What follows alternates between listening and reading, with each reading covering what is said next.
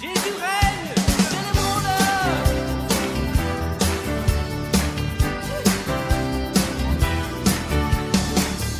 Bonjour bien-aimés en Jésus-Christ.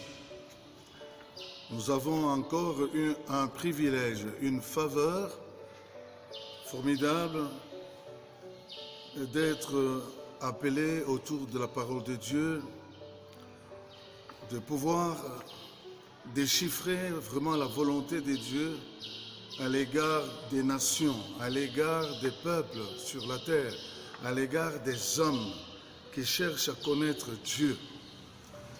Nous avons parlé la fois dernière sur un livre que j'aime beaucoup, que j'aimerais partager avec vous, un livre qui a été écrit au 5e siècle avant Jésus-Christ sur un homme de Dieu qui porte le nom de Daniel. Et ce mot de Daniel a déjà une signification très profonde. Dieu est mon juge.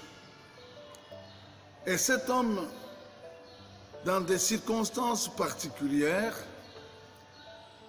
Dieu a permis que le peuple d'Israël, qui est le peuple de Dieu, puisse être battu. Battu à plate couture dans une guerre sans merci. Et dans cette guerre, le vainqueur qui devrait être en fait le peuple béni de Dieu, selon ce que tu peux penser, ce que moi je peux penser, dans les premiers abords, c'est-à-dire que s'il y avait une guerre entre un peuple qui connaît Dieu et l'autre qui ne connaît pas Dieu, nous allions avoir une certaine estimation que c'est le peuple de Dieu qui allait sortir vainqueur. Mais non, dans le cas précis, ce n'est pas le peuple de Dieu qui est sorti vainqueur. C'est quel peuple? Un peuple ennemi à Dieu. Bien-aimés en Christ, c'est important que nous puissions comprendre ces choses, parce que Dieu bénit et Dieu punit. Dieu, ce n'est pas une idéologie. Dieu, c'est un être, c'est l'être suprême. Comme je vous avais dit la fois passée, parce qu'il faudra parfois que nous puissions mieux comprendre la nature des dieux. Beaucoup de chrétiens ont cessé ou n'ont jamais voulu comprendre que Dieu a une nature. Dieu se réjouit et Dieu entre en colère. Dieu punit et Dieu bénit aussi. C'est important de comprendre ces facettes. Vous savez, quand la Bible nous parle du déluge, nous avons lu la fois passée, vous vous rappelez ce verset qui nous a amené à comprendre les réactions de Dieu. C'est pourquoi vous qui m'écoutez, vous devez savoir que Dieu exauce et Dieu aussi punit. Dieu entre en colère, dans une colère furieuse, et Dieu aussi bénit d'une manière extraordinaire. C'est le même Dieu. Je voudrais interpeller chacun d'entre vous de comprendre que c'est Dieu-là qui a créé le ciel, c'est le même Dieu qui a créé l'enfer à un moment donné, parce qu'il n'a pas créé l'enfer au début de la création, mais la Bible, comme nous le dit dans Matthieu, n'est-ce pas, que Dieu a créé l'enfer à cause des démons, à cause de Lucifer. L'enfer n'a pas été créé avant. Dieu n'a pas prédéterminé la création de l'enfer. Dieu a été amené à créer l'enfer à cause de l'obéissance des hommes. Eh bien, je vais lire un peu ce verset dans Genèse. Qu'est-ce que la Bible nous dit? Dans Genèse chapitre 8, Dieu parla à Noé, au verset 15, alors Dieu parla à Noé en disant, « Sors de l'arche, toi et ta femme, tes fils et les femmes de tes fils avec toi. » Mais quand Noé a créé et pouvant sortir de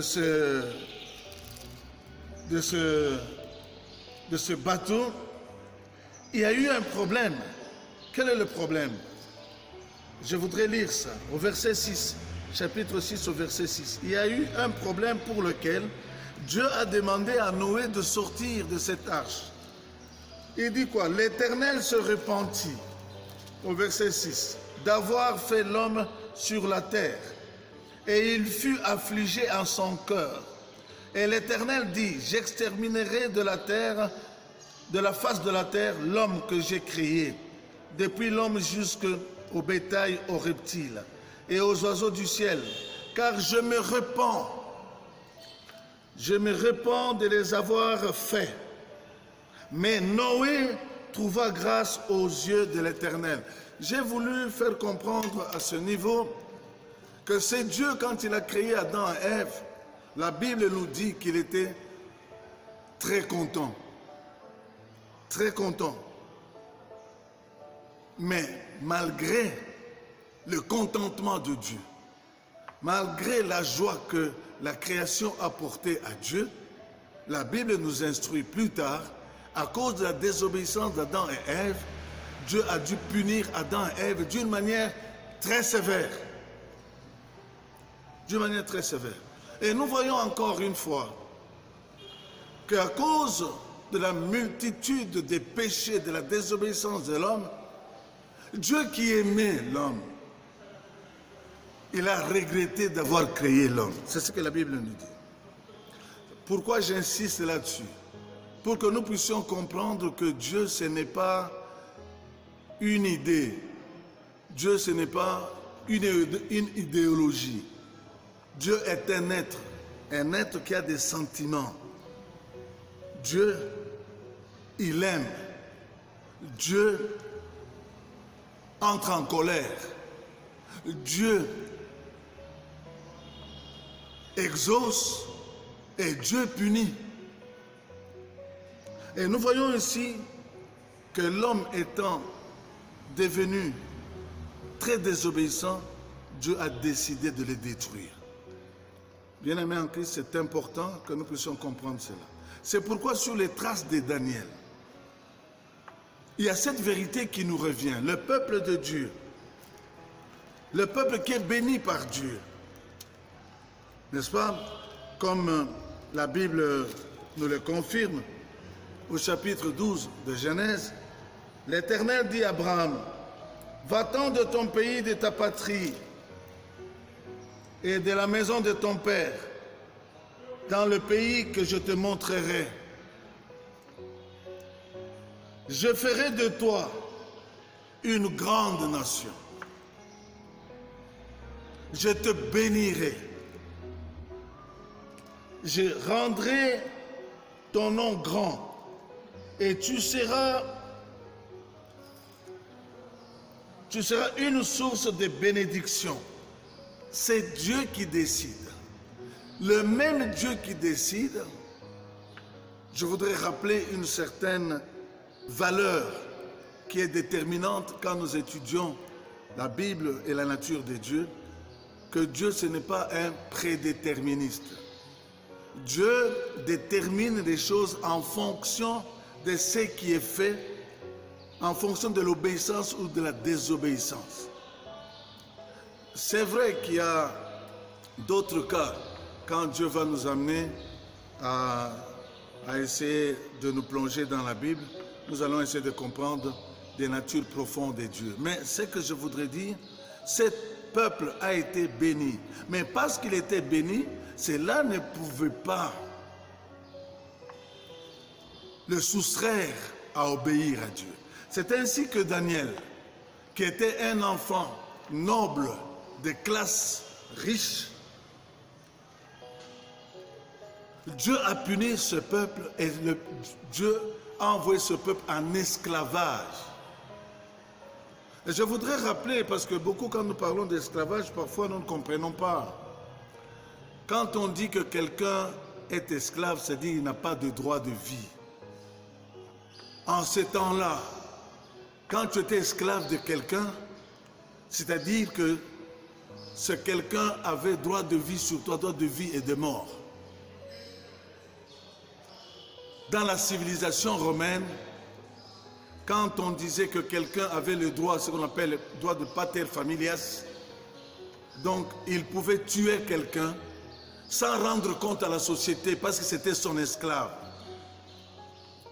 Bien-aimés en Christ, je voudrais que nous puissions, parce que nous ne vivons pas tellement cette vérité d'esclaves dans nos sociétés, mais n'empêche, je voudrais vous rappeler qu'il y a dans d'autres nations, les esclaves existent. Les esclaves existent.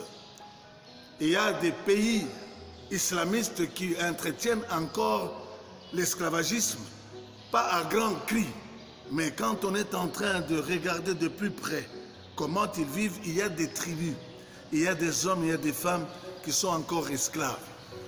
Je voudrais tout simplement vous rappeler que si maintenant nous sommes dans une société où il n'y a pas d'esclaves d'une manière publique, mais qui était esclave? C'est ainsi qu'un homme, Daniel, qui était un riche, un noble dans son pays, dans sa nation, il est devenu esclave d'un autre peuple. Et ce peuple, c'était un peuple qui n'était pas un peuple béni de Dieu. Bien-aimés en Christ, il est important que nous comprenions que le Dieu que nous prions, il est manifestement le Dieu du peuple juif, mais il est aussi le Dieu de toutes les nations. Élargissons le concept de Dieu, qui est le créateur de toutes choses, le créateur de toutes les nations. Alors, pour cela, il punit le peuple béni et il exerce son jugement aussi sur le peuple qui ne le connaît pas d'une manière manifeste. Ainsi, nous allons voir que dans cette histoire avec Daniel et avec ce peuple qui vient de l'Irak ancien, Dieu a exercé des jugements. Et nous, maintenant, nous nous trouvons sur les traces de Daniel. Qu'est-ce que nous allons pouvoir comprendre sur cette leçon, dans cette leçon? Je dirais ceci, que le drame de cette histoire est que ces jeunes, que bien qu'étant baptisés, entre guillemets, parce que Daniel n'était pas Daniel dans le pays où il était devenu esclave. Il avait un autre nom.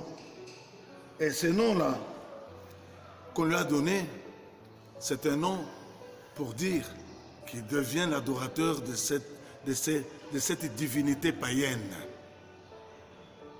De divinité païenne. Qu'est-ce qu'il est devenu?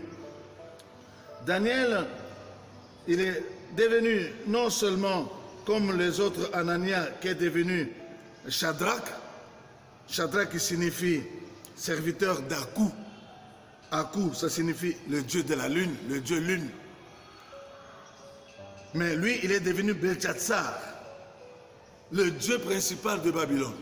Donc vous voyez que le fait de baptiser quelqu'un, de le faire sortir de sa croyance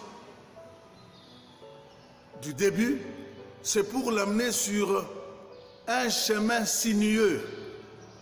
Je voudrais, pourquoi j'insiste sur ce fait. Quand on baptise quelqu'un, on veut lui donner un symbole. Mais le symbole, ce n'est pas nécessairement ce qui est la nature de l'homme intérieur. Nous allons voir dans les traces, dans la vie de Daniel, que bien qu'il a été baptisé de notre nom, il a été complètement, il s'est attaché à la valeur de son Dieu qu'il a connu à partir du peuple d'Israël. Et cela a amené beaucoup de problèmes pour ces jeunes gens dans ce pays lointain. Et qu'est-ce que ça a amené? Beaucoup de peine. Bien-aimés en Christ, vous savez qu'au temps où nous sommes en train de vivre maintenant, il y a un évangile qui fait ravage, qui fait rage dans le cœur des hommes et dans les institutions. On appelle l'évangile de prospérité. Et beaucoup de gens croient que quand ils croient en Dieu, ils ne peuvent pas avoir des tentations et des moments pénibles.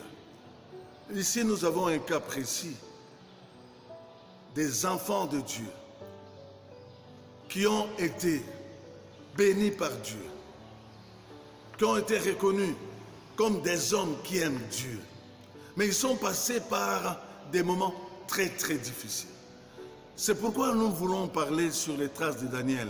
Si toi tu étais dans ces conditions, comme Daniel qui était un enfant riche, un enfant noble, qui devient tout à coup un esclave. Un esclave, c'est-à-dire qu'il n'a aucun droit, sur qui son patron pouvait demander la mort à l'instant même et on l'exécutait. Mais il est resté attaché, à Dieu. Est-ce que dans ces moments pénibles que nous traversons, nous avons cette foi véritable de nous attacher vraiment au Dieu de la Bible, au Dieu qui nous a été révélé? Est-ce que c'est vrai?